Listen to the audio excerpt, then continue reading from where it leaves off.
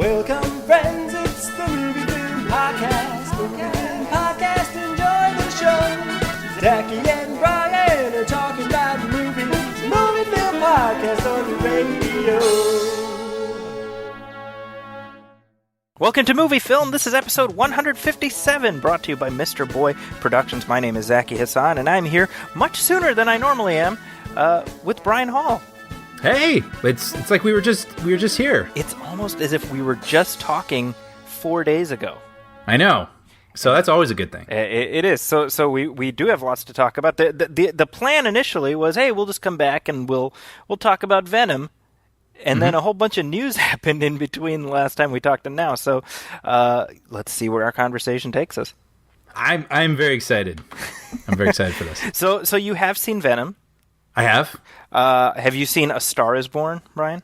No, I'm looking forward to this. You're looking forward to seeing it or looking forward to discussing it? To seeing it. This is from the trailers. I was like, this looks like a good story. I mean, obviously, it's a story that's been told a couple times, but it just looks like a human drama, and I look forward to something like that. Well, have you seen it, Zachy? I have seen it. Thank you for that lead-in, Mr. Wizard. But by the way, just before I even talk about the reaction, my reaction to A Star Is Born, I love this headline in Variety: Lady Gaga fans accused of writing fake Venom reviews to support A Star Is Born. I saw that, yeah.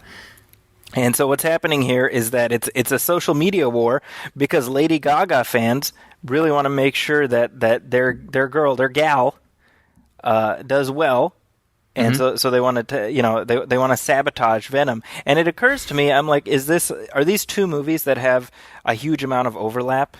I know. Is this one of those things where people are going to go to the theater and be like, oh, Venom is sold out? Well, A Star Is Born, I guess. I probably not very likely, but I suppose I could be one of those people. Okay, well, there you go. But then again, I'm not swayed by ridiculous tweets either. So the other thought I have is that not the most 2018 headline? Yeah, like the only thing missing is Donald Trump somewhere in that headline. Yeah, and someone doing the floss dance and yeah. I feel like a time traveler who just ended up here, doesn't know where he is. You know, in the movies, it's like they look for a newspaper. Nowadays, of course, there's no newspaper. He'd grab somebody's phone and go to their social media, and this would be the thing. Oh, okay, it's fall of 2018. Right. Who will ever forget the Venom Stars Born wars of fall 2018? the great Gaga Venom conflict. Yeah. Yeah. Anyway, so yes, I did see A Star Is Born, and this is, of course, the directing debut of Bradley Cooper, who's not letting anyone forget that this is his directing. He's an auteur now, Brian. Okay, so what is this? What, in interviews? Yeah, he's been making the promo rounds, and I'm a fan of Bradley Cooper. I like Bradley Cooper, but I have to admit he has sort of dialed up the douche a little. See, I have not been privy to this. I mean, only in, I mean, it's one of those things where I'm always amused by. This is not exclusive to Bradley Cooper, but I'm always amused by actors who or filmmakers, I should say, who really make it seem like they've taken on some great hardship to just make a movie, you know? Right. And so, right. You like the way you hear Bradley Cooper talking about making this movie, I get it, it's his baby. I totally get it. But it's like, dude, come on, it's A Star Is Born. This is like the fourth version of A Star Is Born. Right. You didn't really have to color outside the lines here, you know? Right. Which some people might not know, right? Like this movie's been remade several times. This is a story that has been done to death. Well, we're getting a sneak peek here. Yeah. Well, so here's the thing. I mean, I went into okay. So before I even talk about my reaction, for those of you who don't know what the film is about, it's a classic story of a star on the wane who discovers a fresh new talent, and that person's star is then on the rise, and you have this. It's a romance that is sort of torn asunder by the demands of fame. Mm-hmm. Right. So the first time they did it was way back in the day. Frederick March starred in that version. Okay. I'm not sure what year that was, though. Is that Judy Garland as well? That's the second one. Oh wow! A lot of people Jeez. think of that. Yeah, see, that's exactly. The first version was in 1937. Wow. Yeah, and like I said, that was Frederick March and Before World War II. wow, there you go. Yeah, Yeah. and Janet Gaynor is in that. The second version, that's the Judy Garland one. That was 1954, and that has James Mason. And then there was the 1976 version with Barbra Streisand and Chris Christopherson, and of course this one, which I would say owes the most to the Barbra Streisand version. Okay. Now, Bradley Cooper likely grew up with, right? that's exactly right. Yeah. So I have not seen any of the previous versions. Zachy. I know it's a goddamn shame, right? You know what's funny is I'll tell you, I'm familiar with the 1970s version because of the Mad Magazine parody. Wow. Like that was my exposure to that. So I didn't even know what it was about, but I read the Mad Magazine parody, so that gave me the gist of the story. Huh. That's funny. You know? But this movie, you go into it, and you know, there's been this rapturous reception. I think it premiered in Toronto, and people are like, "Oh my god, best movie of the year," and whatever. And you know, obviously, as film goers, but also as film critics, and you and I both are sort of that. You know, you try to put a lot of that stuff out of your head, right? Mm-hmm. When you watch it, because you just want to take it at face value. So I watched this, and I'm like, "It's fine," you know. Mm-hmm. And it was very weird to me because I've been seeing really, you know, like I said, rapturous responses from people, including like my fellow San Francisco critics, and I'm kind of like, I wish I saw that movie because I did not walk out feeling like I'd been, you know, elevated to some higher plane. I just thought it was okay. I thought Did it feel like boilerplate? To an extent, you know. Yeah. I thought the first half worked all right. You know what's funny is Bradley Cooper, he plays like this like Texan, you know, rock / country singer, and he's doing this voice that's basically like he put Jeff Bridges and Sam Elliott in like a blender. As he sings? As he talks. Oh, interesting. Like I was like, he sounds like Sam Elliott, you know? He kind of talks like this, you know, like that. Ordering a sarsaparilla. Yeah, right. Yeah, he's got that like that vocal burn, you know, that Sam Elliott has. Yeah. And then Sam Elliott shows up. He's like in the movie. He's his brother. And I was like, that is weird. So you have the scene with two of them talking. I'm like, if I close my eyes, I would think it's like two Sam Elliott's fighting for dominance, trying to prove who's the real one, you know. And by the way, Lady Gaga is really good in this. Yeah, I mean that's been pretty universal from what I've heard. And I will agree with that. It's not a showy performance; it's a very good performance. And the other thought I had is like, I've never seen her like outside of her whole persona, and I'm like, she's really pretty, she's really natural, and maybe I'm just old fashioned, but I'm like, why don't you just do that, you know? Right, like sort of the stripped down. Yeah, like, well, why do you need to wear like meat dresses and stuff? You know, like. Yeah. But so she's very good. And then the second half to me, and I'm very curious what you'll think when you get to this, and I'm definitely not going to reveal it, but it takes these turns that felt like too far a walk for me. Like I found myself seeing the needs of the plot. Not really lining up with where the characters were at. That's always frustrating. It's extremely frustrating. So the movie ends at a place where I'm like, I don't understand this, and therefore I'm not feeling what the movie is assuming I'm supposed to be feeling. And so that was a problem, right? Because and it's funny too, because I was like, as the movie's ending, I'm like, don't do the montage of scenes from the movie we just watched. Don't do the montage. You know, and then they did the montage. I'm like, You could sense it. Wow. I could sense it happening. That bugs me. That drives me crazy. Now, is that a pre-credit thing, or is that like the end of Predator where you see like, you know, it shows the actor and then it shows like a no, it's like before the credits. Oh, interesting. And that's funny that you even sensed it. To me, and to me, that's always a cheat. Right. Like, remember the good time we had? See ya. Remember the good time like an hour ago, you know? Yeah. Like, it's one thing if you do a montage of scenes from, like, 20 years worth of stuff, or 5 years, like, several movies worth. Yes. That's one thing. But this is like, yeah, I remember. I was here. I was sitting in the same spot when that happened, you know? I have a theory about this. I wish I could talk about it. I haven't seen it and don't want to get into spoilers, but I have a theory. Okay. Maybe we can talk about it off mic. Sure. But yeah, I would. Here's what I would say, and this is what I told my students earlier this week. They're like, "So, what'd you think of A Star Is Born?" You can tell I teach a media class because they asked. That's funny, yeah. And I said, I definitely didn't hate it, but it definitely wasn't for me as good as people are saying. All right, fair. Yeah. That's good. You're tempering. I'm certain I'm going to see it this weekend. So you're tempering my expectations, and that's never a bad thing. Yeah. There's stuff to like in it.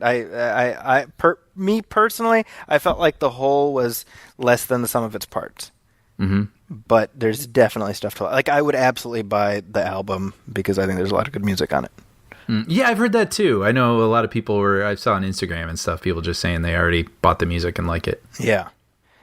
So that is my experience with A Star Is Born. All right. And any have you caught anything lately that's worth bringing up?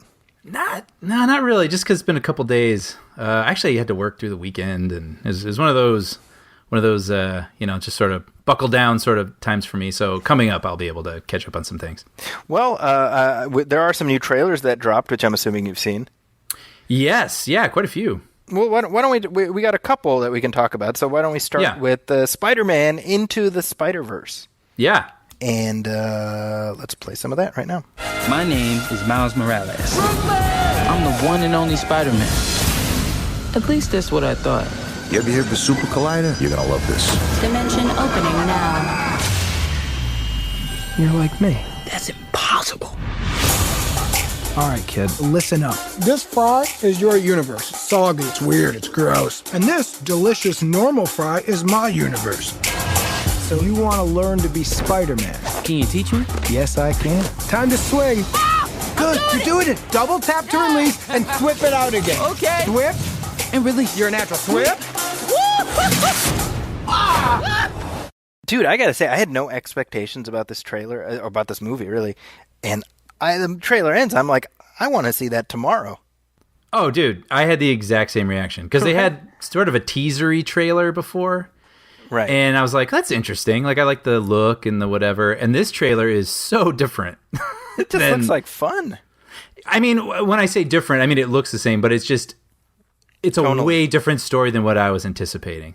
Well, once you have Spider-Ham show up, yes, voiced by John Mulaney, I was like, take my money. I was exactly the same way. I mean, so basically you have a bunch of different Spider-Men from different dimensions coming into one dimension to work together, and one of them is a pig in a Spider-Man outfit, voiced by John Mulaney. I mean, done. Yeah. Like, that just looks so much fun. And Brian, I don't know if you know this, but that character is actually part of the Marvel Comics universe. I had no idea. He has existed since like the mid-'80s. There used to be a comic, Peter Porker, the Spectacular Spider-Ham. I already thought it was great. I love even more that it's actually canon already, and they're just acknowledging all of it. That's so great. Yes. And it's like a perfect voice. Because like I said, I've known about this character all my life, and then I heard Mulaney, and I'm like, that is the voice I heard in my head. Really? For 30 plus years, somehow across time and space, John Mulaney has been Spider-Ham's voice all my life. That is amazing. I just looks like a blast. So well, and certainly, if Sony is intent on exploiting whatever Spider-Man rights it has, I look at a project like this and I'm like, this is a great way to do it. Mm-hmm. And it focuses on the Miles Morales Spider-Man character, who's an African American spin-off, Spidey. But they do have Peter Parker in there. But I love that it's not that Peter Parker, from that specific thing. It's just sort of like, it's the iconic Spider-Man. It doesn't matter what you're pulling him from. That's the Peter Parker Spider-Man. Mm-hmm. Does that make sense? You know what I mean? No, I do. Yeah. They're not trying to fit into continuity and whatever. It's just like... You mean to the current cinematic? Yeah, they're not trying to tie it in with... Yeah, exactly, right? Because and it's Jake Johnson is his voice, by the way. Yeah. Which is great. And he's kind of in the beginning of the trailer. He alludes to like, "Oh, I did this," and it shows clips from like the Sam Raimi movies. And Yeah, I yeah, did this, that's and fun. it shows like whatever. And it's like, it's almost the movie saying, "Look, don't worry about quote unquote canon. This is just like meant to be a fun thing." Yeah. Interestingly, also that game just came out, the Spider-Man game. Yeah, man. Oh my gosh. If ever I was tempted to own a PlayStation 4, it's just from seeing gameplay from this. Yeah, the gameplay is, I mean, it looks like a movie. It's insane. And then just people's responses to it are just so strong. And just in terms of like how fun it is, but also like the story. I've heard a couple of people say they like it more than any of the films. The Wow, story. really? I think you and I have a mutual friend that said something about shedding tears at the end. I was like, sign me up. So I went up, actually, I bought it and I haven't started it yet. Oh, well, you'll have to tell us next time we talk. Yeah, I'm excited. But this is interesting too. I mean, this animated style. What do you think about the style? It has a really odd stutter to it. And there's something that keeps me engaged by it. There's something that feels very like vital and sort of vibrant about it. And then there's another part of me that sometimes tries to imagine what it would look like if it didn't do that. I wonder what the decision is. I mean, it's a very strong or bold choice. So I what do you like think that about it seems to straddle the line between hand-drawn and digital, which I like. Mm-hmm. I think just it's something different. I think for me that's the appeal is, I mean, I could see the fully CG version that is all smooth. But it would just be another CGI movie. I like that this is kind of doing something where the style is very like almost like graffiti. Yeah. And that's interesting. I mean, I'm curious how it'll play, for 90 minutes or however long the movie is. But I like it so far. I mean, this 3 minutes of it looks pretty good. No, I agree. There's like an energy to it. Yes. That just on top of whatever is already there, but just in its style choice. I just find it kind of fascinating. Yeah. Another trailer, and this is a movie that it was kind of on the periphery of my awareness, and then I saw the trailer, and it just jumped to the top of my need to watch list for the rest of the year. And this is Vice, Adam McKay's bio of Dick Cheney. Right, which I was going to say, I thought it was originally called Cheney or something, but I like Vice better. Yeah, Vice is interesting. I guess they could have called it Dick. Well, that's already taken, right? If that wasn't taken already, yeah. Yeah. So let's play some of the audio from this. What do you say? I want you to be my VP. I want you. You're my vice. Well, George, I'm the CEO of a large company. And I have been Secretary of Defense. And I have been White House Chief of Staff. The Vice Presidency is a mostly symbolic job. However, if we came to a different understanding, I can handle the more mundane jobs, overseeing bureaucracy, military, energy, and foreign policy. Yeah, right. I like that. So are you able to say anything about this? I have seen this movie. That's what Zacky's referring to, and I am not allowed to talk about it. Okay. So I'll just talk about the trailer. Okay. And it just happens to connect with my feelings on the film. I mean, Christian Bale, give me a break. Like, this is insane. Unreal. It's unreal. The voice, you would swear that was Dick Cheney in the room. It's, when it started, I guess I'm getting a little bit into it, but when it started, I was like, oh, am I going to buy him under prosthetics and whatnot? And the answer is definitely. Okay. Like, he just disappears. Like, he becomes this other person. He keeps topping himself. It's astonishing, yeah. And this is Adam McKay, who I absolutely loved The Big Short, and I've seen it multiple times since it came out, and I've liked it more every time I've seen it. So I was already like, whatever this guy wants to do next, in that vein, I'm 100% down for. And I was already a fan of his because of his comedy stuff, but I love that he's able to bring Steve Carell in as Don Rumsfeld, and I look at that and I'm like, I never would have even thought of that, but that's brilliant. Or Sam Rockwell as George W. Yeah, exactly. Yeah, You know? never would have thought of it, but you're like, oh, wow. Yeah. It's astonishing. So just from the trailer, it's and Amy Adams as Lynn Chaney also. Uh-huh. Just from the trailer, I'm like, sign me up. Yeah. Again, I want to see this tomorrow. I want a double feature of Spider-Verse and Vice. Yeah, Adam McKay, I mean, he's a really interesting filmmaker, isn't he? I mean, for people who don't know, I mean, he worked with at SNL and chummy with Will Ferrell, and then they made the Anchorman movies and Talladega Nights and The other so I guys. mean, these comedies, Anchorman for me is like one of the top comedies ever. And I've said before that The Other Guys contains one of the moments that is probably the hardest I've ever laughed at a movie. Yeah. My stomach was hurting and I was gasping for breath. That's how hard I was laughing. Right. It's in the first 20 minutes of The Other Guys. And if you haven't seen The Other Guys, just watch it. It involves Samuel L. Jackson and Dwayne Johnson. That's all I'm going to say. Yeah. Yeah. And brilliant. And that's what I love is because he can make these really, really funny, straight up comedies. But then with The Big Short and with this, I'm referencing the trailer, it's cool that it looks like he can stretch. And he can kind of keep his comedic sensibility, but he has things he wants to say. That's exactly right. Yeah. And that makes him really interesting and one of the people that will, he's become one of those guys when he makes something, I show up. And this seems like an automatic Oscar nomination for Christian Bale. It seems like just from the trailer, you're like, he's going to be one of those 5 or however many, Right. I remember watching a preview screening of The Fighter with you back in 2010. I remember we saw it was several months before it came out. And maybe almost even a year, wasn't it? It was pretty far out. It was definitely a while before, and you had already seen it, as I recall. Oh, maybe that was it. I saw it. Yeah, the first time I saw it, I think it was like a year out. Yes, that's right. And then the version we saw was slightly different from the one that you had seen. Yeah, and I remember watching that and being like, he is for sure gonna win the Oscar for this. Yeah, like it was not even in question. He disappeared so totally into that role. And you look at who he played in The Fighter, and then him as Dick Cheney. It's like, my gosh, this guy's incredible. Yeah, yeah. So that's exciting. That's coming up in a few. When is Vice coming out, actually? Christmas Day. Oh, okay. So it's one of those, like, get it out right before the end of the year so we can be eligible for the awards. Yeah, or actually, I'm sorry, it looked December 21st. Okay, so just so, but Christmas. Yeah, same idea. Well, it's a little Christmas present, the life story of Dick Cheney.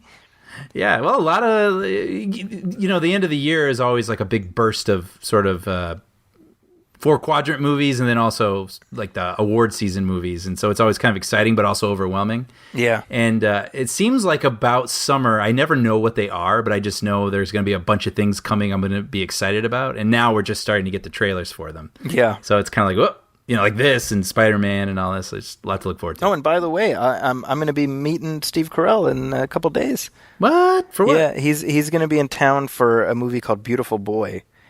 Right, and right. So there's like a meet and greet with him and Timothy Chalamet. Yeah. I've heard good things about this too. I haven't seen the film yet, but it's screener season for me, so I've had I haven't received a screener for that, but I expect I expect one will arrive soon. Very cool. So that's kind of cool. It was funny because I was screening in one of my classes the Dana Carvey show documentary. Oh yeah. Which you need to watch, by the way. I know you've shown me bits of it, and I need to watch the whole thing. It's very good, very funny, and very instructive about the industry. But I was at like the midpoint, and in class, I was like, "So, what do you guys think of the film?" And one student's like, "I just love Steve Carell." And I'm like, "Yeah, tell me about Steve Carell. Who's going to be meeting Steve Carell in a couple of days?" So, earned some cool points, Yeah, right. Oh, funny! I'm going to have drinks with him. Yeah, I'll let him know that you love him while I'm, sharing laughs with him. Moving on, we have some headlines, some short takes here. Now, there's an Indiana Jones 5 writers' room. Yeah, I mean they're doing it. Like, this is happening, and Jonathan Kasdan, who wrote Solo, and of course son of Lawrence Kasdan, is going to be writing the. He's going to have his name on the script. Yes. But it looks like they've put together a writer's room just to kick around ideas. And that's interesting. I remember, I'm sure they do this a lot, but Transformers, they were very vocal about having a writer's room for their moving forward with that franchise. And I don't know, as someone who works in television, I just think there's a lot of value in a writer's room. Sure. So to me, I think it's a great idea. But what strikes me is it a writer's room for one movie? Come on. Well, I mean, from what I read here, I'm not sure what I see here in front of me with quotes, but it seemed like the gist of it was, it's almost like taking things for a test spin, you know, like you come up with a direction and people come up with ideas and thoughts and then maybe like test it a little bit and kick the tires. And I think the plan is to come up with a handful of ideas and just quietly put them in a case somewhere, an Ark of the Covenant, if you will. And you know, once they're sort of, because this next Indiana Jones, when you really think about it, is it's a promise that needs to be fulfilled. Yeah, there's a lot riding on this one. Right. It's a promise to the fans, but it's also a promise to Steven Spielberg and Harrison Ford. Mm-hmm. I think there's at least the implicit acknowledgement that this is the end for them, but it is not the end for Indiana Jones. Do you see what I'm saying? Gotcha. Now I get you. Yeah. Like I don't think Disney has any intention of this being the last Indiana Jones ever made. That doesn't make sense if you're Disney. Right. You know? Agreed. Yeah. So I think the writer's room is serving multiple purposes. Yeah. Interesting. Well, hey, I love Indy. I may be asking for something I will regret, but yes, that's look, that's us. Yeah, you know, I don't know. We've been here before, but I'm there. Come on. 10 years ago, you and I shared our disappointment. I was just telling that story today at lunch. Really? With a coworker. Yeah, just well, you know, we've said it many times in the podcast, but that was there is no Santa Claus That's moment right. of my adult life. I'll never forget sitting next to you and Sean, and I felt like I was in a bad dream. And I remember looking over at you guys and thinking, like, is it just me? And just seeing you guys like staring at the ground. I flew down to LA so that we could experience the new Indiana Jones movie together. Yes. Folks, like, you have to realize what this franchise means to us. Yeah. Like, we haven't even really done that for the Star Wars movies. No. Well, we did for Solo, I guess, but you know, that was a little different, yeah. But yeah, I mean, so that was certainly a moment. That was a moment. And I really, it kind of makes me sad too. Actually, wait, now I do have these quotes in front of me with Frank Marshall, and he says, talking about George not offering input. Interesting. And he says, I love being with George and having his input, but life changes and we're moving on. He moved on. We're very respectful of the original intentions of the movie. Certainly Harrison's character, you know, things are going to blah, blah, blah. He's like, but it'll be a little different because the ideas are coming from a different place now. There's something a little sad about that. It is, and this is his baby. I mean, this isn't Spielberg. Like, George Lucas came up with this character. Well, and I think, and we've talked about this before. I mean, to be told, we love this thing that you created. We just don't want you to have anything to do with it. To be told that by the fans. Yeah. And, I mean, kind of his friends. I mean, they could have invited him. But I almost feel like George Lucas took himself out of it. Like, I don't think he even let them ask him. He's like, you guys do it. It's your thing. And I think part of it, Brian, is probably that, you know, he did provide a template for Star Wars, and they were like, hey, thanks, but I think we're good. Yeah. And so he's like, you know, do I need this in my life, you know? Yeah. So I'm just bracing for Indy 5 to come out, and suddenly people will be longing for George Lucas, and they'll be like, oh, Kathleen Kennedy, something or other, you know? Yeah. The usual fan toxicity. Yeah. But I'm going to say, I for all the reservations I have, God help me, I can't not be excited for another Indiana Jones movie.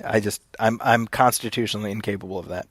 I agree, and all I would say is, Janusz, brother, take that damn fuzzy lens off your camera and just get some dirt on the lens like the other three that we love, and like make it look like the other three. You're talking about Janusz Kaminski. Janusz Kaminski, Spielberg cinematographer. Yeah. Don't make it look like the others. Yes. That's true. I'm done. There we go. Yeah. Another piece of news, and this is only really I'm only mentioning this because we just happened to talk about this a couple days ago. The Lethal Weapon TV series. I don't know, Brian. I think this thing is cursed. It's so funny because I think they built the set on an Indian burial ground. The people that work on that show deserve to hear that joke. That's really funny, right?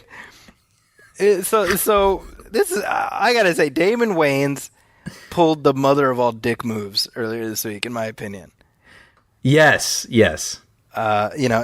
gave an interview. Okay. He gave an interview, and in the I was reading this. This is interesting. He actually never gives promo interviews for Lethal Weapon. Not since the show started. He has not done any promo for it, to the point where they don't even bother asking. So he just happened to do one for this week because they were filming an episode directed by the actress who plays his wife. Mm-hmm. And Keisha Sharp is her name. So she's directing it. So he was sort of talking it up, and he basically drops in the middle of this remote interview, oh, by the way, I'm doing these 13 episodes of this current season, and then I'm quitting. I'm done. Without mentioning it to the producers or the network. Nobody knew this. This is where the bomb is dropped. Yes. And the person interviewing him even was like, are you joking? And he says, no, I'm done. I'm too old for this. He actually said, I'm too old for this. And you know, I feel horrible for every single person working on this show.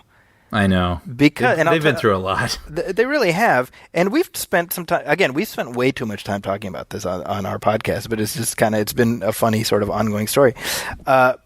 The ratings for the first 2 episodes of this season have been pretty good, actually. So the show is like holding steady. Yeah. So you have to imagine that the EP and everybody's kind of like, we just whistled past the graveyard here. Yeah. Like, whew. Right. And then this happens, and they're like, son of a bitch. I know. I just can't catch a break. You know? So Damon Wayans is like, I'm 56, I'm diabetic, I can't be working these 16-hour days, and he's hated it the entire time. This, it's all this is all stuff that was out there anyway, that this was the source of the conflict between him and Clayne Crawford, right? Clayne Crawford was like too dedicated. Clayne Crawford was like, I'm going to push myself and everybody because I want this to be like a cable show. And Damon Wayans is like, I want to take as many naps as I can because I want this to be like, and I'm not, I don't mean to pick on Damon Wayans, but he was like, I'm used to doing sitcoms. Yeah. And so I didn't realize I'm going to have to jump off of trucks and stuff, which makes me say, did you watch any of the Lethal Weapon movies before you signed on? Right. What did you think you were doing, But the reason I say this is the dick move of all dick moves is if he really wanted to leave, he could have done it last year. Yes. He could have been like, you know what, you guys, I want out anyway. So just like, I'm out, you guys figure it out, but I'm out. I agree. And the things he's saying, he even talks about, working on the show, I'm missing family gatherings and recitals and graduations. And he says, to me, it's not worth it. Yeah. Totally get it. But the way he is, quote, I guess exiting or announcing his exit is very disrespectful. This, to me, Brian, feels like I want to screw over Clayne Crawford. I want to see him get fired. He wanted the victory of that. Do you see what I'm saying? Yeah. And then now that he got it, he can kind of... Which is such horseshit. Yeah. And it's easy to sort of think like, oh, it's this TV show that I either like or I don't care about or whatever, but it's like this is jobs. A lot of people's jobs. Yeah. I mean that's what occurred to me. I'm like, there's people pulling cable on this show, there's people doing craft services who just want a job, right? And again, like I said, they kind of beat the odds to whatever extent, and then to then have because how does the show now survive the loss like half a season later of Murtaugh? At this point, it's not Lethal Weapon anymore. Right. Yeah. Yeah. What do you do? Do you recast? Yeah, I don't know. It's such a weird situation. Yeah, it's a bummer. It's funny because my parents watched this show and they were texting me like, "Oh, have you seen it? It's actually pretty good with this new guy." And I was like, "I got some bad news, guys." Yeah, you texted me that article and I'm like, man, These guys. I mean, seriously, like, I can only imagine what the production crew must be going through right now, because now they got to figure this out, right? Yeah, and then people's lives hanging in the balance. I mean, is this show going to continue? Do they need to look for other work? I mean, the most actors, you sign onto a series, you're under like a 5 or 6 season contract. Yeah, right. So technically, he's contracted. Like he can't just bolt. But then again, they're not going to like force him to be on a show he clearly does not like being on. Right, because that's going to make everybody's lives miserable. Yeah. And this goes to what we were talking about earlier. Like the real issue was that neither of these guys was particularly pleasant to be around, but for different reasons. Mm-hmm. Right? Passive aggressive and aggressive aggressive. Right. It was just a bad mix. Yeah. It's just, but here's the one thing I will say. You have to appreciate the fact they were so spot on in their casting that Riggs was fired for being crazy and Murtaugh's quitting because he's too old for this shit. That's pretty good. So everybody you told the Fox brass and they're like, huh. Like they can kind of actually see it and be like, oh, that's kind of funny. Anyways, here, let's take a short break and then we'll come back and talk some Star Wars news. Cute.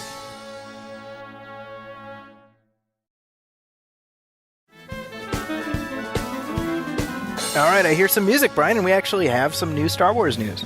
Yeah, so they've been talking. I mean, this has been for years. They've been talking about doing a Star Wars TV series. Yeah. And Lucas was developing this, and if I remember correctly, they have like tons of scripts, right? Like a season's worth done, and then nothing ever happened with it after the sale.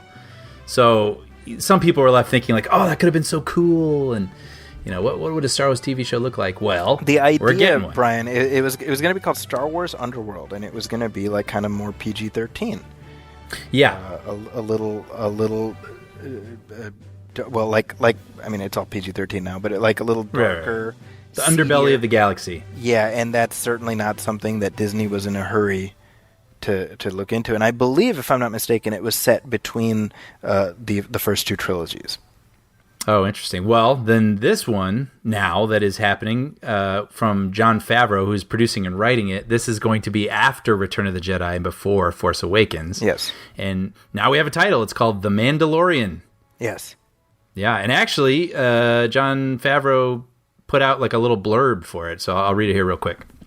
It says, after the stories of Jango and Boba Fett, another warrior emerges in the Star Wars universe.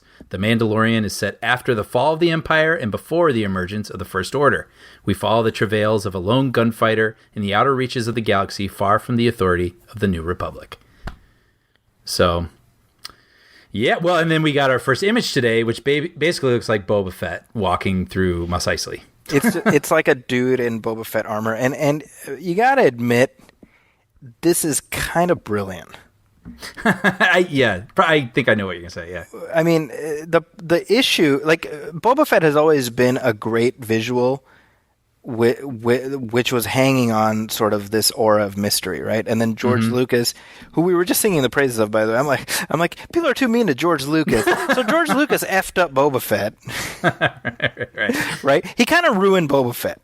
Yes. So Jon Favreau came up with an idea where we get to create a new character who looks like Boba Fett and who has all the mystique of Boba Fett, but none of the baggage of Boba Fett. Yeah, exactly. Brilliant.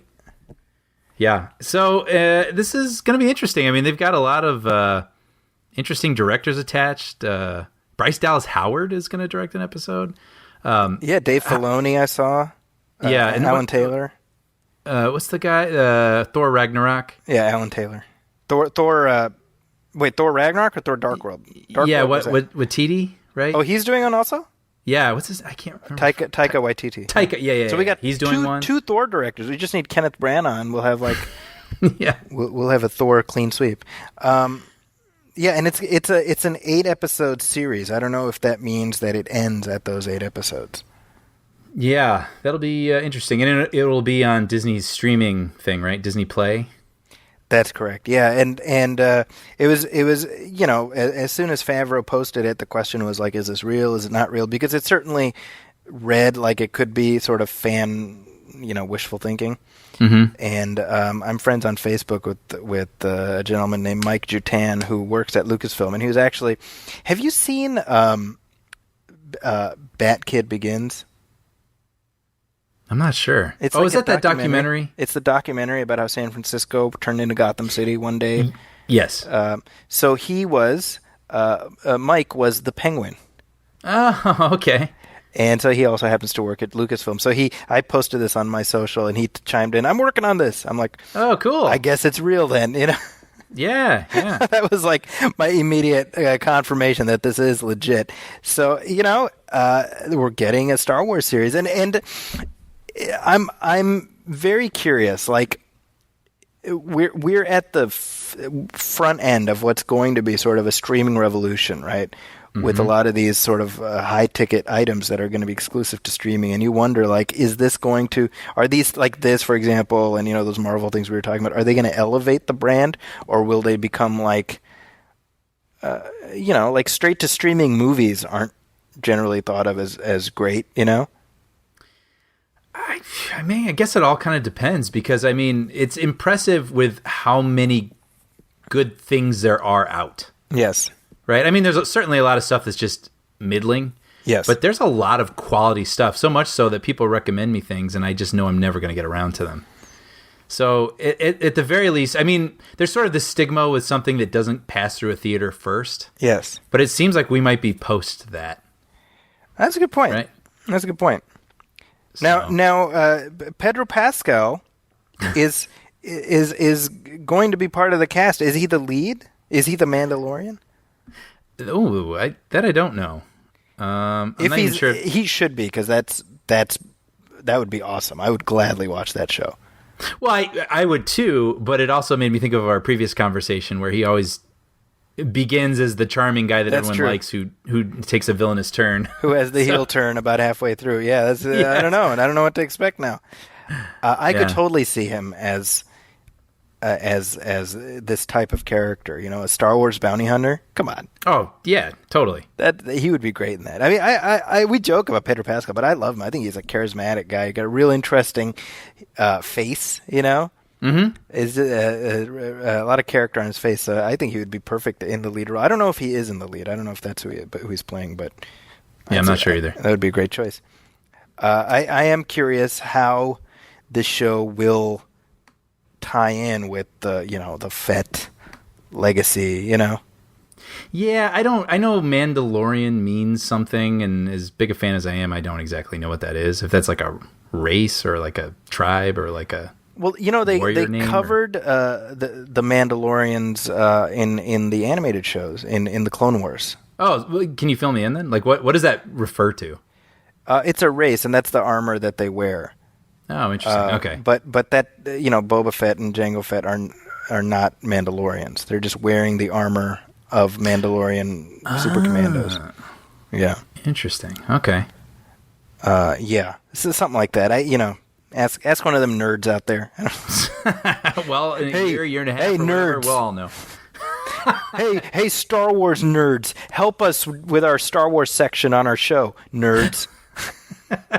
Do you remember, this is super random, but do you remember back in like the 90s when David Letterman, he had this thing where he'd always look at the camera, he'd make them zoom in on him, and he'd be like, hey, I have a message for all the kids of the night. And he'd just go, hey, kids. Do you remember? That was like a shtick he had for years. So random. That just reminded me of it. And then he'd like throw a pencil and they make a glass break noise and they go to commercial. It's funny. I talked to it's now been long enough since Letterman's been off the air that kids don't remember him.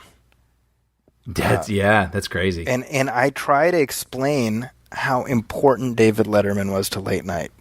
Oh yeah. And it's just there's no way to make them understand. I mean, he's a huge part of the shift in humor. Yes. Like meta. Yes. That's a lot of that originated with what he brought to television. Yeah, I mean, if you were to create like pinpoints on a timeline, you have like Monty Python and David Letterman and The Simpsons. They're all part of that same trajectory. Exactly, and with what you just said, I mean, he is a big pinpoint on the trajectory of comedy over the years. Yeah, And it's just, but it's just that I think that's the problem with like late night comedy, and this is something that Conan is, I think, dealing with, which is why he's shrinking the size of his show to half an hour. Is that it's so transient.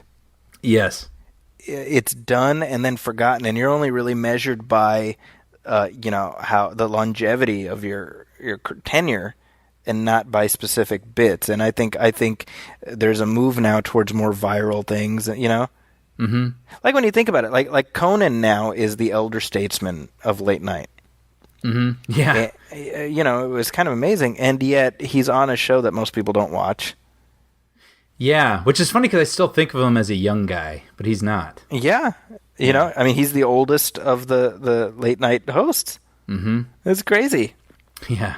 Yeah, I actually just a few weeks ago, because they were celebrating his anniversary, because 25 years he hit that mark just a few weeks ago. Wow. And so on YouTube they actually posted his the first late night.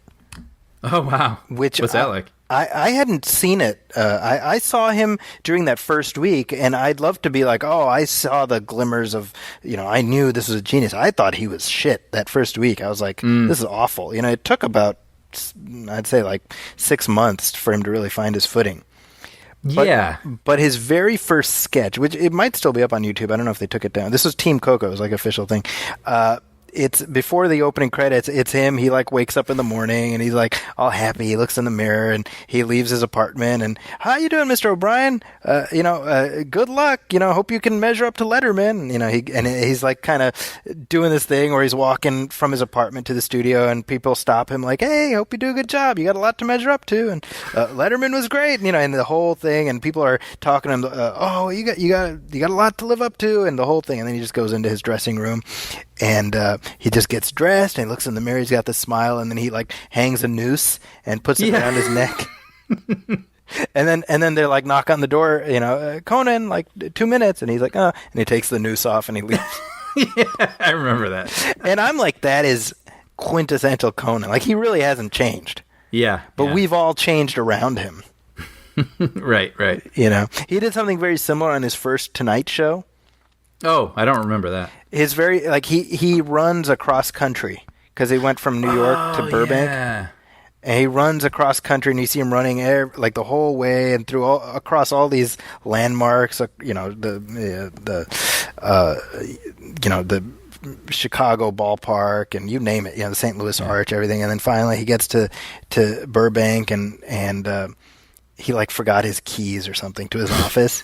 And they're in his office in New York or something like that. That's funny. It's like a very Conan thing, but it's just I don't know how we ended up here actually. Yeah, he's not sure either. But talking about. It's been nice. It's a nice digression, folks, as you listen to Uncle Brian and Grandpa Zachy reminisce about back when comedy used to be funny. Back before these young people. And they're playing video games on television for laughs. That's so funny.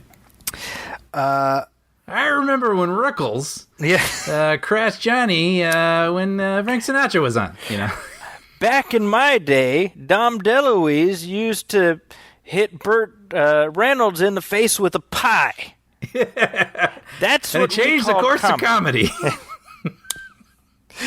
All right, let's take one more break, and then we will talk about Venom. Ooh.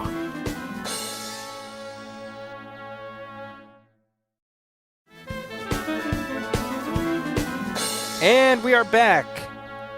And Venom is in theaters now. It's playing like right now as we are recording this. Yeah. This is opening night. And it's on track to do very well from what I'm seeing. They're projecting like $8 million for preview night. Oh, I was like, total? Oh, $8 million total. International and domestic. No, just like tonight. Yeah. Wow. So I think they're saying like $50-some million for the weekend, something like that. Now this is the second time that Venom has appeared on the big screen, because he was, of course, the Heavy in Spider-Man 3 in 2007. Mm-hmm. We don't talk about that movie anymore.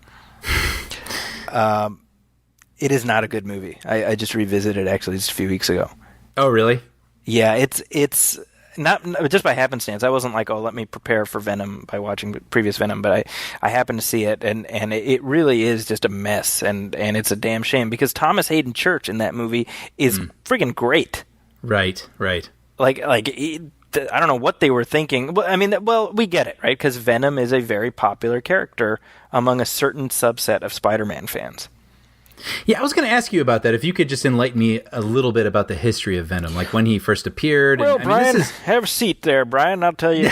Because I've always known who he was because he's so memorable, his look. But I know next to nothing about him. And I mean, there's probably a lot of people, I mean, Spider-Man 3 notwithstanding, that are really looking forward to him having his own movie finally. Yes. Yeah, so back in the day, right around the time Dom DeLuise used to hit Burt Reynolds in Pies. No, this is after that, actually. Changed the course of comedy forever. Yes, that's right.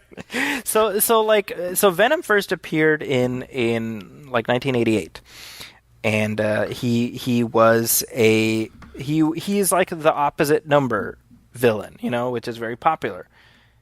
You have like the villain that's kind of a dark reflection of the hero. Mm-hmm. So I'm not going to get into all the history of how, like, the Venom suit started out as a black costume that Spider-Man used to wear, and it was an alien that like Spider-Man didn't realize it was actually alive. He just thought it was a costume that obeyed his commands. He realized it was an alien that was trying to merge with him, and he was like, well, that's awful. I don't want that. And he got rid of it. And so this costume had this hatred for Spider-Man. And meanwhile, there's this reporter named Eddie Brock who also hated Spider-Man, and he hated Spider-Man because he was a reporter, like I said, and he had done a series of stories purporting to interview this serial killer, and it turns out that the guy he was interviewing was a fake because Spider-Man caught the real guy, the serial killer. I think his name was Sin Eater. Okay. And so Eddie Brock, who had built a career on oh my gosh, he's the guy who interviewed this killer, was a laughingstock, and he lost his career. And so he's like, Spider-Man, I hate him so much. And that evil costume escaped, and it was like, hey, here's a guy who hates Spider-Man just as much as me, and they merged together, and they became Venom. Now, did it ever come off of him, kind of like it does in this movie? Like it sort of becomes like a second head sometimes he talks to, or was he just always encapsulated in this costume? Well, as far as like it coming off of him and becoming like a second head, I don't recall, but it essentially the costume like recedes inside of him, so he can be like a regular guy. Oh, I see. Yes. Okay. I guess that was my question. Yeah, and it's, the costume, it can become anything. So like it can become any kind of clothes. Oh, okay. So like he'll be wearing like a t-shirt and jeans, and then that's actually like the Venom suit. Sort of like a T-1000.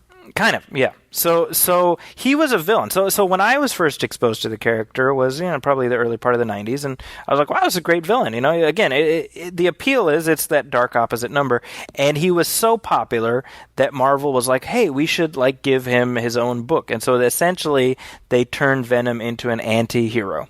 Okay. Where he basically, yes, he had his grudge against Spider-Man, but he didn't want any innocent people to get hurt. Okay. So then he basically came to a truce with Spider-Man, and he moved to San Francisco, and he's like helping homeless people or some crap, whatever. And that was right around when I stopped paying attention to the comics. Uh-huh. And part of that was because I was like, well, Venom is a villain, and it's stupid to make him a hero. That's dumb. That being said, there's a whole generation of kids who came up after me who that's kind of all they know of Venom. Is the anti-hero who was very popular through most of the 90s.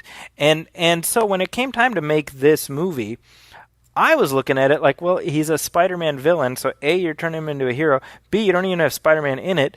What the hell? That was me. But then, as you mentioned earlier, I came to realize that there's a whole chunk of people who they didn't view it that way. They're just like, Venom, he's like my favorite character. Right. And I'm like, oh, okay, well then... Well, that's great. That's exactly right. So that leads us to this film, directed by Ruben Fleischer and starring Tom Hardy as Eddie Brock, the Spider-Man-less Venom. Riz Ahmed is Carlton Drake, and Michelle Williams is love interest number 4, whatever. I don't know her name. and Yeah, something yeah. or other. And We'll get to her. we will. And if ever a cast was slumming it, I think it is this movie. Yeah. This movie is fascinating. I'll be honest. It is tonally all over the place. It can't figure out what kind of movie it wants to be. Yeah. You guys have to understand, Zachy and I don't share our feelings about these movies until the show, so we can sort of surprise each other. And Yes. I'm dying to know. This is, as you're teasing it out right now, I'm like, So I mean, this is my honest reaction. Is in a weird way, like I went into A Star Is Born expecting to like it, and I went into Venom expecting to hate it, and I kind of ended up at the same place with both. Okay, yeah. Where I'm like, well, I didn't like that as much as I expected to, and I didn't hate this as much as I expected to, so I'm just kind of like in the middle here, where, Yeah. like, I don't think it's a good movie, but I was, like, entertained. Dude, I think we might be on the exact same page. And I'm not surprised, of course. No. I mean, I thought the first act, I couldn't believe it was a movie. Like, it felt like they were like, no, we have a couple more weeks we need to work on this. So, like, it's going out. And they pushed a button, and then it appeared in theaters. Yes. Like, it is crazy. But then, once it gets to the point where they're bonded, and it's like this weird Jekyll and Hyde movie, or almost like a buddy comedy, Yes. is what it sort of turns into. Yeah. That, I was like, no, this is fun. Once we reach the point where Venom, the alien Venom, first of all, he's an alien, but his name is Venom. Yes. And I'm like, why is your name Venom? Like, is that your name on planet Zorbulak or whatever? Like, he's like, I'm Venom, and he's Riot, and he is Ecstasy, and he is Shish Kebab. Like, why do you have English names, right? Right. But there's a point where it's almost like the movie itself forgot to give Venom a motivation. Yes. Because there's a point where the Venom alien is telling Eddie, like, we get Eddie Brock, we get what his deal is. He wants to help the underdog, whatever. He's figured out.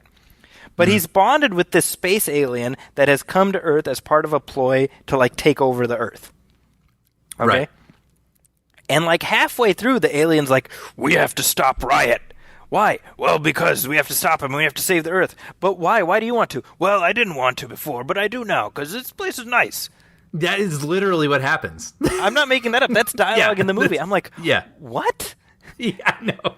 Right? And it's funny because, why does the alien merge with Eddie? Well, Eddie, you're a loser, and back on my planet, I was a loser too. That was what I was going to quote next. Yeah. And at that point, I'm like, I think I love this because it's so nuts. It doesn't even know what it's trying to be. I'll be honest, when I walked out of it, I did not know what I thought. Yes. I was just focusing on all the negative things and, like, letting it marinate for a day. Because I was telling my brother, I was almost giving him, like, a play-for-play for the whole movie. And then I was like, maybe you should watch it. Yeah, well, so here was me. I walk out of the screening, and, the studio rep is there, and they always want your feedback right after, right? Yeah. So he's like, Zachy, what'd you think? And I'm like, oh, so stupid, And he's like, oh, okay. And he writes that down. And I walk about 4 feet, and then I stop, and I turn back, and I put my hand on his shoulder, and I'm like, but, like, fun stupid? Yeah. Yeah, it's like it's one of those movies that you could nitpick to death. Yes. Right? You can pick this whole movie apart. You could have some beers with your friends and just laugh about the whole thing, but you might have a good time. Yeah, it's funny because this morning when I woke up, I watched the different trailers, but specifically I watched that very first trailer, which we talked about back in the day, and we kind of made fun of because it doesn't even show Venom. Remember that one? Oh yeah, I forgot about that actually. And it just has, like, the V as the logo. It doesn't even have the full logo. And so I watched that, and I'm like, that is not the movie that they edited together. Mm-hmm. Like, that trailer pointed in the direction of what I assume was maybe their marching orders at some point. Mm-hmm. Mm-hmm. But they just decided to go full gonzo in an entirely different direction. And you know, this is what I said on Twitter. I'm like, this is like a 1994 like Trauma Pictures, like Toxic Avenger or something that they just forgot to release. You know, similar to that, I've heard a lot of people say it feels like a early 2000s film. Sure. Yeah, I would say that too. You know what, Brian? It could easily, you know, that crop of Marvel movies before Marvel Studios. Yeah, like Daredevil and Elektra. Like and all that. if this was released as part of that, I would believe that too. It's funny because it's easy to say it now because we've seen it, but I read that a couple times before I saw it, and I was like, "What the heck does that even mean?" Yeah, and it means and this. now it's so perfect. It's the perfect way to describe this movie. I mean, it is so gonzo. It doesn't make any sense. Huge chunks of it, like the characters have reactions that don't sort of conform to reality. You know, no. Like there's a scene where Eddie is in like an MRI, and then the alien like comes out of him, and he like escapes, and so they've got this. It's him and Michelle Williams. Yeah, as his ex-girlfriend. Are we gonna get? Is this like spoilery? Because I was gonna get into all this stuff. All right. From here on in, spoilers.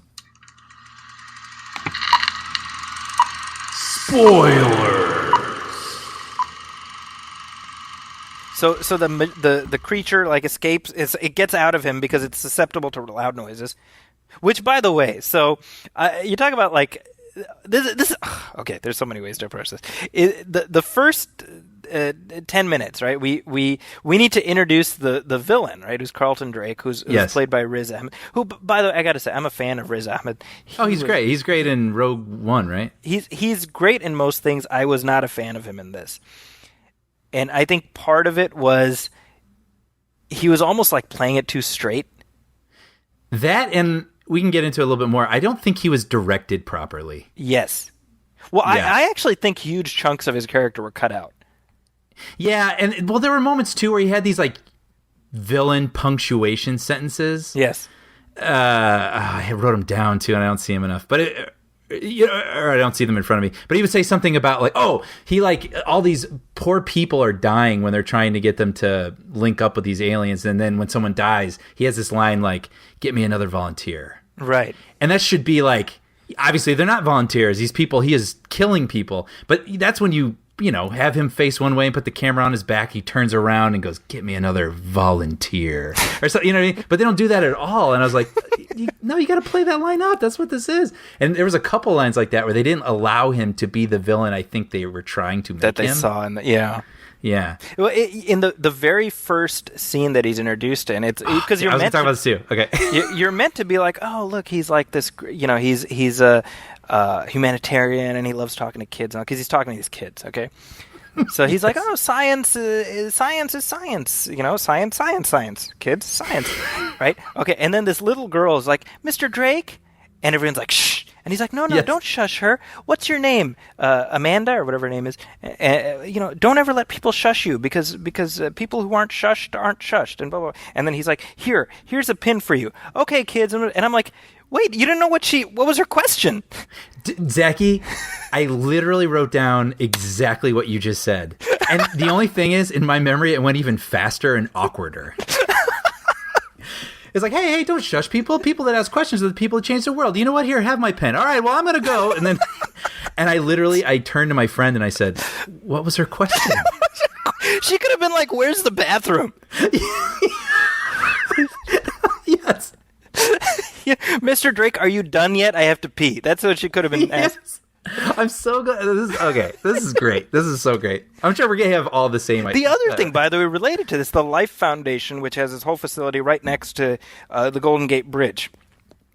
Or rather, I think it's the Bay Bridge, actually. But anyway, Brian, there's no Life Foundation next to the Bay Bridge. I know because I live very close there. But right. More interesting to me is that there's a whole space launch platform that's like 2 miles outside of San Francisco. Right. And I'm like, does nobody have anything to say about that? Like, that seems like a major thing, you know? You're right. And that's what I mean about these weird, it's like unrealistic reactions to stuff. So just going back to what we were saying about Michelle Williams is at the hospital. She's trying to help Eddie. Eddie is her ex. Her new boyfriend is a doctor. They're trying to help him. So the nicest man on the planet, by the way. Yeah, right. Exactly. Yeah. So the exposition has already been given out. Oh, the alien doesn't like sounds at this specific megahertz. Like, why would you say that, right? And she remembers that. So she uses the sound thing to get the alien off him. They close the door, so it's like a glass door, and the alien's trying to get out. And Eddie's like, "Oh, screw this, I'm out of here," and he just leaves. Yeah. Meanwhile, there's an alien slime thing banging on this glass door, and Michelle Williams and her boyfriend are having like a relationship conversation. Yeah.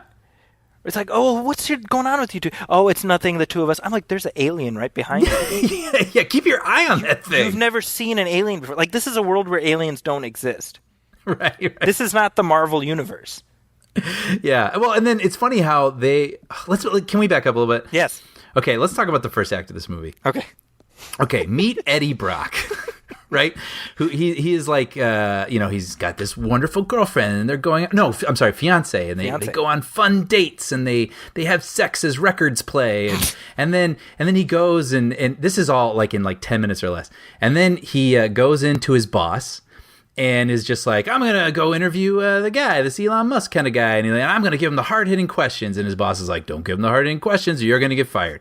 Then we cut to him interviewing the Elon Musk guy.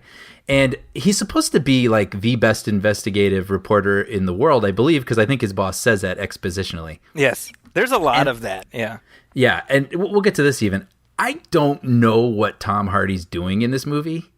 I don't know what he's going for, his accent. I don't know, whatever. But...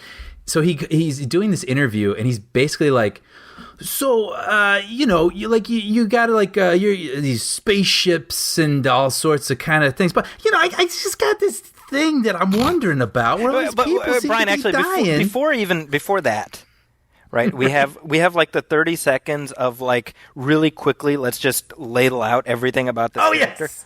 So at 19, you cured cancer. That's pretty cool. And at 21, you built a spaceship. Did you do that? Well, yes, I did. At 25, you made, it's like we don't need actual character development. Let's just literally have a character reading off of a note card.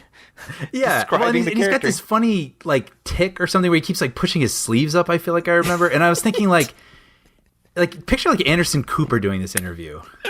You know what I mean? Like, and then like he felt like a 42-year-old playing a 17-year-old doing a report for his closed circuit high school news show. he says like a lot. Yeah, it just cracked me up. I could not take my eyes off of Tom Hardy. No, I actually agree. I don't even think it's bad. I just don't know. Like, it's very confusing at first when he's supposed to be this certain type of person. Yes. And then when he becomes the agitated guy, he's like perfect. Yes. Right? But real quick, so he does the interview. Then we cut back to the boss's office. I think it's shot from the exact same angle. And he's like, I told you not to do it. Now you're fired. Then we cut to him quickly back to his fiance. She's like, you know what? I don't want to be married to you anymore. And then it's like, then he moves into this apartment. Like, it's so fast and without nuance. They've chopped out huge chunks of it, feels like. Yes. I just found it. I think I found her breaking up with him. I think I burst out laughing because it was so fast and like nonsensical, and it does make sense when you take a step back. I get it, but like just the way it's executed is hilarious. And what's so funny choppy. is Michelle Williams. They asked her like, what was the impetus behind doing a movie like this? I mean, she's a very respected actor. Brokeback Mountain is there. She's like, hey, I got bills to pay. She basically. You're right. Well, we'll get more to her, but real quick too. Then we got to establish. Then he's in this crappy apartment, and he's got to have all these antagonists. So once he becomes Venom, he can lash out at them, and we won't feel bad. Yeah. So there's a scene where he's walking down a hallway, and he sees his neighbor kissing this woman. Right. Yeah. He's not grabbing her ass. They're not making a show. It may as well just be a boyfriend and girlfriend kissing goodbye for the evening. And he goes into his apartment, and it's all dark for a minute because there's no lights. And in ADR, you hear him go, "Dick." Yeah. Right. And I was like, what? He didn't do anything. Like, that guy, why would you say that? And by the way, okay, I live in the Bay Area, and Eddie has had no job for 6 months. That apartment would be like $3,000 a month. Oh, sure. Yeah. I'm like, that's a nice-ass apartment. I was looking at that. I was like, this is a guy without a job? That's a nice apartment. Yeah, and then this is really, really, really nitpicky, but it did bother me. So then what happens is they have to make the neighbor across the hall a dick at some point, and so he starts playing like heavy metal guitar in the middle of the night. But what annoyed me about it was the way that it was mixed in the film. It sounded like it was on the soundtrack, not like it was coming across a hallway.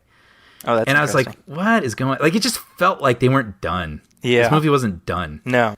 You know, and it's I also don't want to get too nitpicky, but sometimes these things stick out to you, and one of my pet peeves in movies sometimes is when the character knows everyone in town. You know? Okay. Right? Because it's like it's sort of a shorthand for this is a good person. He's a nice guy. And He talks to the homeless lady, and he talks to... Yeah, well, that's exactly what happens. He's like, hey, newsstand guy. Like, hey, Eddie. Like, hey, homeless woman Linda. Like, oh, hey, Eddie, I love you. And then like goes into Eddie, the make sure you got a lot to live up to with Letterman. And he's like... Yeah, exactly. Well, and then the convenience store woman, like, hey, Eddie. You know, like and it sort of gets to the point where it's excess, and it reminds me of that scene in The Room. Remember where Johnny goes in the flower shop and she's just like, oh, hey, Johnny, I didn't know it was you. You're my favorite best customer. Right? I don't know. And you get, like, the thing with the homeless woman, you get it because... Yeah, it's a setup. But yeah, no, I totally... It's this weird... But that's the whole movie. The whole movie exists in that realm of just movie shorthand. Yes. Like, everything in the movie is movie shorthand. And you know it.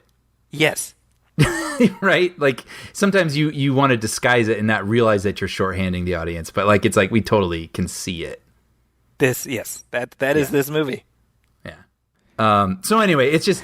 So this is how I started with this film. Like, just, it was so choppy and it didn't make any sense. And, like, so much shorthand to the point of, like, it was laughable. But then, like, 50 minutes in, when he finally does meet this alien... That's when it kicked in for me. Yeah. You know? And then, okay, so real quick, if I may. So then he's got this thing living inside him, and he's feeling all hot, and he's really hungry. Mm-hmm. And so he goes and meets his ex, fiance and her new boyfriend, which, that was very quick. She's like already got this like live-in boyfriend and everything. Just, right. A month or so after breaking up. And then, he's acting very weird, and he's eating food off of everybody's plates, and then he jumps in a lobster tank and starts eating live lobsters. And the boyfriend, instead of freaking out or he's just like, man, I don't know, maybe we should help him. And like he's just this very crazy understanding person. And like even when Eddie's like lashing out and being violent and erratic, he's just like, what can we do for you, Eddie? Like it just right. It's just so, I don't know, it's just funny. There's a lot of it's I mean, it's a superhero origin assembly line, Yeah, it goes down but I honestly, Tom Hardy, whatever he's doing. Like, I don't even know if we would call it a great performance, but he's doing something that I just could not stop looking at. Yeah, I'm like, see, I don't know what I think about Tom Hardy because everybody I know thinks of him as like this really great actor, and I'm like, No, I don't think that he isn't. I never feel as drawn to him as other people seem to be. Interesting. But then in conversation with my brother today, I was like, well, on the other hand, I couldn't take my eyes off of him in this movie. Yeah. And then I think of something like The Revenant, which he's like, I think people forget he's in that. He's really good in that movie. Yeah, I forgot he was in that. Yeah.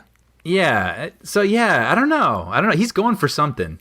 It's, the Venom character is so over the top and goofy, like I'm almost like an outsider where I can't view him as a hero. So the fact that the movie, like, even I took my 10-year-old, which how'd that go? Could have been a coin toss because I was worried he'd wake up this morning and be like, I want to eat your brains, father. Like, crap. Right, just giving him more ideas. He didn't, but he was like halfway through, he's like, isn't Venom a bad guy? I'm like, right. But you have the end of the movie where, okay, so here's the thing. The whole thing is, it's like only a very specific few people can merge with these symbiotes. Mm-hmm. And it just so happens that Eddie Brock is one of these people, right? Oh, okay, well, that's okay. And then it turns out, Carlton Drake, he can merge with one of them too. Yeah, it just so happens. Yeah. And it just and there's no like lead in. It was very weird because the way that sequence happens, where there's like the little girl who's possessed by the creature, and then he encounters her, right? Yeah, It's like kind of a cool through line, by the way, from the very beginning. Like these random people keep passing out. It's kind of like It Follows. Yes. Yeah. That's interesting. But how does it end up with why does it know that Drake is can merge, right? Mm-hmm. But number two, it was very weird because that specific sequence, there's like something else that happens, and then we cut to Carlton Drake is in his lab, and he's like, "Hello, anybody here?" And then that girl shows up. I'm like, "Did we miss something?" How she got in? Well, just even like it felt like that sequence was like the beginning of that scene got cut out. Yes. Because it felt very arbitrary. The other thing is earlier in the film, we've got Jenny Slate as like his assistant who betrays him. Mm-hmm. And, she's the one who brings Eddie Brock into the facility. The one thing I'll say, by the way, Brian, is as far as how they contrived an origin for Venom without Spider-Man in it, I think they did a pretty good job of that. Yeah, I agree. Because you have like a series of events that has to happen that end up with him meeting the alien. I thought they did a good job. Him running around what has to be one of the most top secret facilities in the nation with no cameras. No cameras. That's exactly. He's just like wandering around taking pictures. So Jenny Slate, she brought Eddie Brock in, and then she of course got found out because the security guard said that she was there, whatever. So now she knows that Carlton Drake is a bad dude. All right. Yes. So she's seen him allow innocent people to die. Like it's not she knows he's a straight up murderer. Yeah. So he's like talking to her. And she knows where she's basically in like the locked lab with him. Yes. And he's like, tell me and whatever. And she's like, it was Eddie Brock. And he's like, oh, okay. And then he leaves and locks the door and they like release the thing. And I'm like, hey, Jenny Slate, not for nothing, but maybe like, if you're going to reveal that, do it in a place where there's like a room to run, Right. Yeah. Like, this dude is evil, Yeah. The end was basically nonsense for me. Agreed. Where it was just can we back up real quick? Yes. I when you talked about 90s-esque action or a 90s-esque sort of film, you know what made me think of that was the first action sequence, I think it is, when he is on the motorcycle. Yes. And it's just, faceless bad guys in like SUVs, and they're like, release the drones. And all of a sudden there are these like drones that are just like bombs.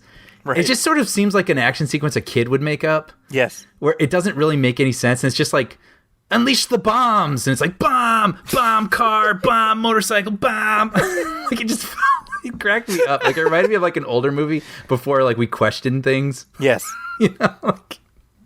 Anyway, sorry. Third act action.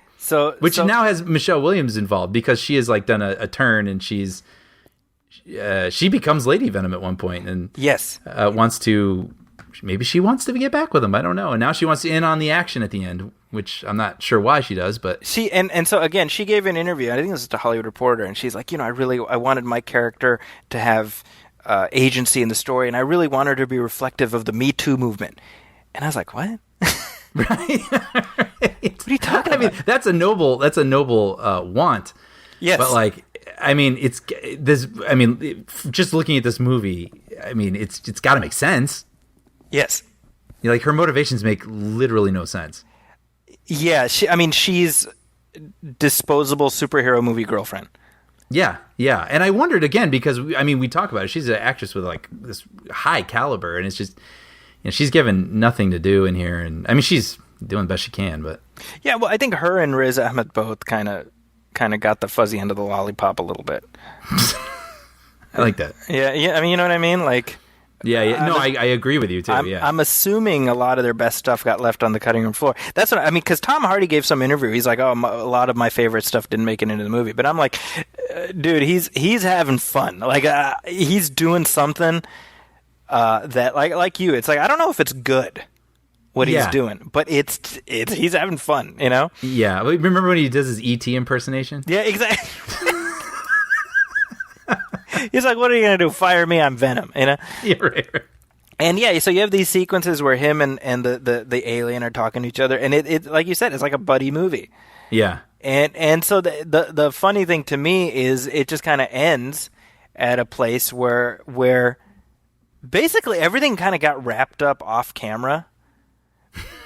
Because we fade to black, so there's like the culmination, there's like the final battle, and we fade to black, and then we come back, and he's just kind of sitting there on the steps having coffee with Michelle Williams, and he's like, "Yeah, so I got my job back. That's kind of nice, and I'm doing this now, and that's good." And, and it's like, are we not going to talk about any of this? And because we think that the symbiote is dead, the Venom symbiote, but actually it's still a part of him. Yeah. And so now they've just decided that Venom is going to be a hero now. Yeah, I forget how it goes, but he's sort of wondering. Or I think he asks her about the kiss that she gave him in the woods. Yes, and she's like, "Oh, I don't know." And then you hear Venom's voice be like, "Oh, she doesn't know we're gonna totally win her back, does she?" And he's sort of like, "Shh, shh, shh." This is like a 1980s sitcom at times. Yeah, like a Small Wonder type, something like. Yeah, totally. Like one of those sci-fi type, fantasy type sitcoms, Yeah. By the way, we should mention Venom has a habit of eating people. Yes, which is kind of complicated. Yes. For a hero. Yes. So, yeah. Okay, so earlier in the movie, before he merges with Venom, he goes into this convenience store where this woman is held up. The owner is held up by like this guy who wants protection money. Yeah. And Eddie's like kind of like in the corner, like quivering in the corner and watching. And we know, okay, well, this is going to pay off. Yeah. And then at the very end of the movie, he's in that same convenience store. Wouldn't you know? Same guy comes. This guy just has bad luck. He's always there at that moment. But here's the thing. So the guy's like, "Give me money, whatever." And then so he's okay. Now here it comes. This is like the fantasy, the wish fulfillment part. For the audience, we're like, "Oh, he's gonna become the hero now. He's gonna show." So he turns into Venom, and he's like, If you come back here, I'm gonna." Whatever the hell he said, I'm going to chew off your arms and legs and you'll be like a turd rolling down the street or something like that. Yeah. And he's like, "Oh, you know what? Never mind. I'm just going to eat you." And he eats him. Yes. And then he turns back into Eddie Brock and the woman's like, "Oh, what's the deal?" And he's like, "Oh, I got a parasite or something." And he leaves. And then cue like Eminem. Yeah, right. Venom. Really is like a 2000s movie. But I'm just like, wait, he just ate it. Like, doesn't she have something to say about that? Like, yeah, and I think just his head. So there's like a corpse on the ground, right? I'm assuming there's something, Yeah. And it was so weird to me. Like, that's the thing. You have people existing throughout this movie who act as if they're living in a comic book universe, even though this movie is not meant to be a comic book universe yet. Yeah. So and then so we go to credits. We go to that. Oh yeah. It could be Eminem. Might as well be like Insane Clown Posse. It's like late 90s or Limp Bizkit or something. And then we come back and it is a comic book movie, of course. It is a shared universe now, so we need like our mid-credit sequence. Mm-hmm. Apparently, there's like a post-credit sequence, which I didn't watch. Did you stick around for that? I did.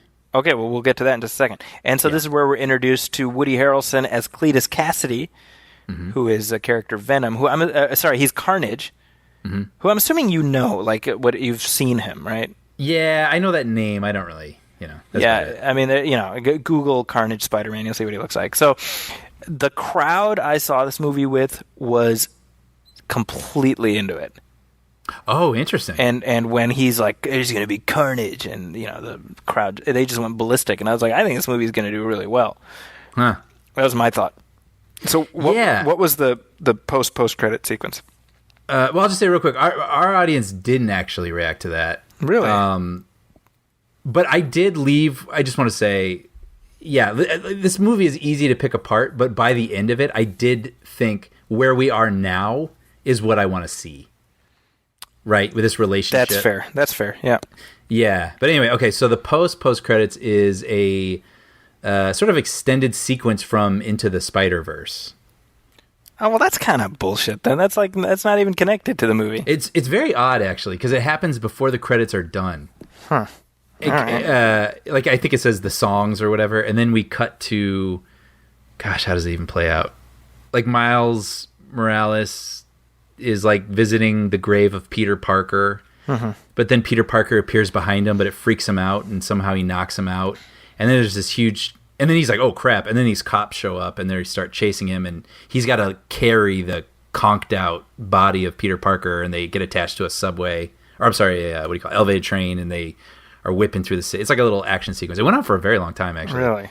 All right. It was fun. I enjoyed it. And yeah, then, but that's not. I mean, no, but then it ends, and then the credits start up again. I was like, oh, we're not even done with the credits. Oh, wow. So then the credits ended, and we waited because we assumed there's got to be something at the end if they're going to put something in the middle, and there wasn't. Nothing. Okay. Well, this is meant to be the Sony Cinematic Universe of Marvel, something like that. Scum. Something like that, right? Right, sure. This is meant to start their universe, and they've already got another one in the pipeline, Morbius, the living vampire, who's another Spider-Man villain turned anti-hero, and they've got Jared Leto, hunka Jared Leto, lined up to play him. So, one assumes that if he doesn't get a Joker movie for himself, he at least gets to, he can send used condoms to a whole different ensemble. Right, exactly. But I don't know. I don't know what I thought of this. Here's what I'm going to say. It's not a movie I'm in any hurry to ever watch again. Yeah. But I can't say I was ever bored while watching it.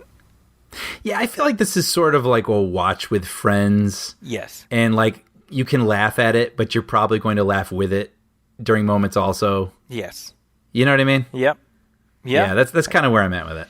Like I have no real desire to watch a sequel to it, I'll tell you that. I would actually, because I sort of like I was saying, I like where they ended up. And so I kind of want to watch him bickering with this thing for 2 hours. See, but the thought I had is like we just got a movie where it's Venom versus other Venom. And then Carnage is basically another other Venom. And I'm like, is this all we're doing now? Like, well, actually, as you say that, I don't look forward to any of the action. Okay, touche. If that makes sense. I just look forward to them hanging out. That is a good point. Okay, yeah, no, I'll give you that. Because the action in this movie is whatever. It's entirely forgettable. Yeah. Yeah. I did enjoy seeing them traipsing around San Francisco. I mean, it sure looks like they shot it on location, and I always enjoy seeing that. Yeah, I wondered, because I knew you and your son were going to see it. I was wondering if you guys would recognize stuff. Yeah, I believe it was shot on location. I'm fairly certain of that. Yeah, it looked like it. I mean, from as far as I could tell. Yeah, so not like Toronto or something. Yeah, it's not Vancouver. I know that. Right. You know, but you can see Chinatown and a couple other places. You can see the Bay Bridge and some really nice shots. Yeah, that's actually what it is, right? Venom climbs like the top of that building, and he looks around. And he's like, "This place isn't so bad," you know. Yeah. He's basically just like your unkempt uncle who moves in, yeah, and then just decides he's going to stay. You know what? We should hang out. Yeah, that's That's funny. We can watch Breaking Bad, I've heard good things. Yeah, So it's a weird, fascinating movie. That's what I'm going to say. Yeah.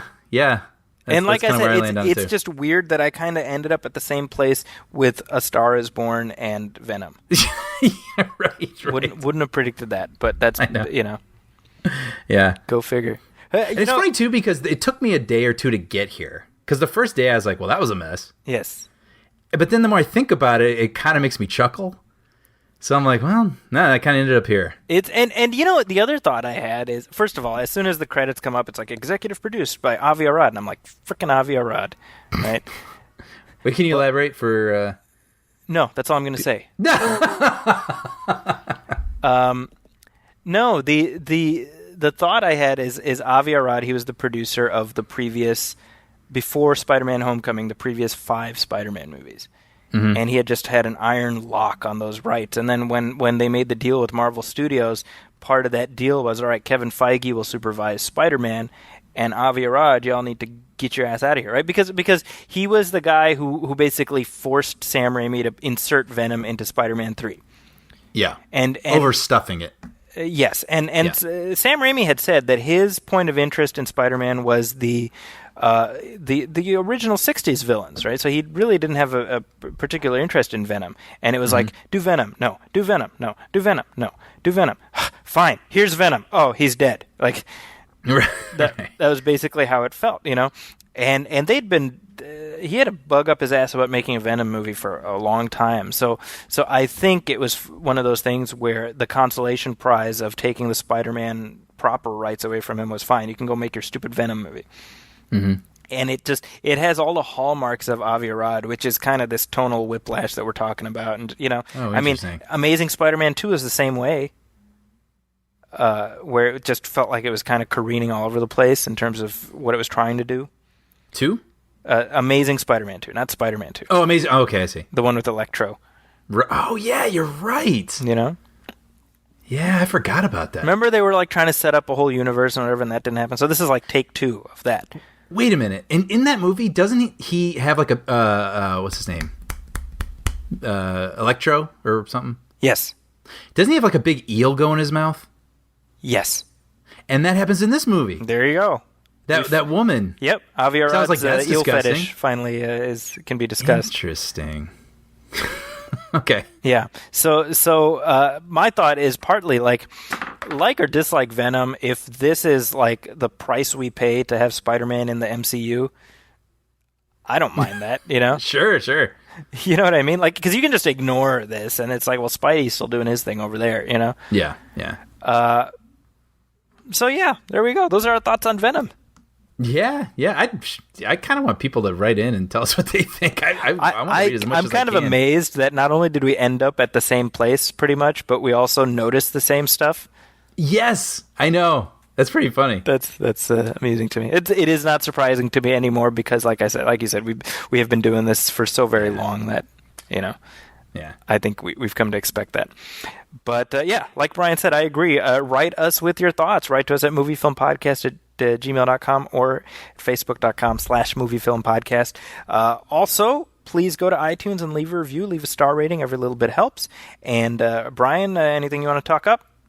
Yeah, well, I write for a show called Puppy Dog Pals, which is on Disney and Disney Junior, and I think it's a fun little show. I think your kids will like it, and if you like puppy dogs, I think you might like it too. Check it out. There you go. And as for me, you can find me at my website, Zackie'sCorner.com. That's ZAKIS Corner. That's also my Twitter. That's also my Instagram.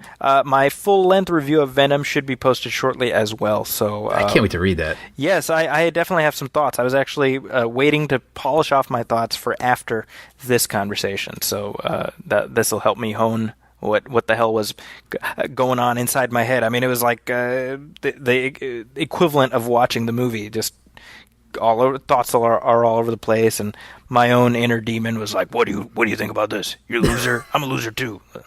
You're a loser writing movie reviews. Let's hang.